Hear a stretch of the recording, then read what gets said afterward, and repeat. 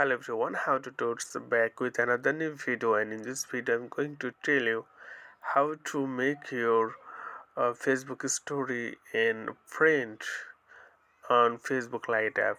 So you can do this after uploading or after posting your story, or you can do it when you generate your story. So for example, I generate this one, so simply click on three dot and click here edit story settings and click story privacy, and in that you can go here friend.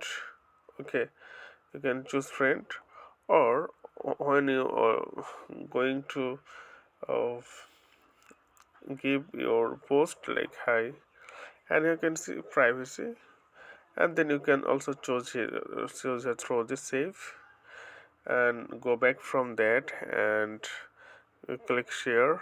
It means that only your friend can able to see it, no one other like public or other people are able to see this. So okay friend, I hope this video was helpful for you. So today's no more, thank you for watching.